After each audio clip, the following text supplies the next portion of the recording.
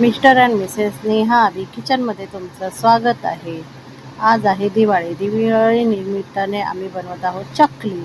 तर चकली रेडीमेडच पीठ घेतलेलं आहे आणि मळून घेतलं आहे. तुम्ही बघू शकता. आणि त्याला थोडं पाणी लावून त्याला मऊ करून ते साच्यामध्ये भरायचं आहे. तर साच्यामध्ये पीठ थोडं थोडं करून भरतोय, कारण की जेवढा साचा भरेल तेवढ्या चकल्या व्यवस्थित आता व्यवस्थित साच्यामध्ये भरून घेतलंय. जेवढं पीठ साच्यामध्ये मावेल. आता साचा बंद करून घ्यायचा आहे. अशा प्रकारे साचा बंद झालाय. आता आपण पाडूया चकली. तर बघा, चकलीचा आकार किती छान वाटतोय. आणि ही जास्त मोठी नाही बनवायची, छोटे 1 ते 2च पेरे घ्यायचे.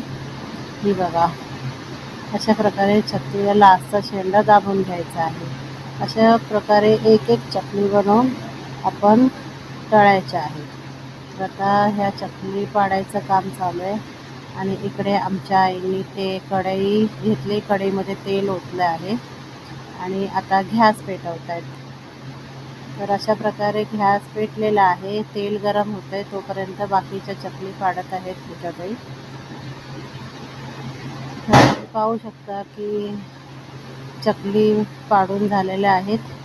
आता तेल चांगलंच गरम झालेलं आहे, तर त्याच्यामध्ये एक एक करून चकली सोडायची आहे.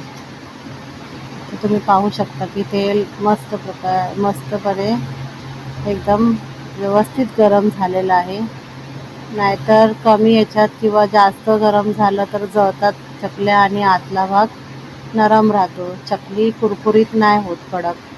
तुम्ही आता पाहू शकता 5 ते 10 मिनिटामध्ये आम्ही चकली बनवली. ही बघा किती छान कलर आलेला आहे. आता आपण जाणून घेऊया यांच्याकडून की चकली कशी बनली आहे. मस्त.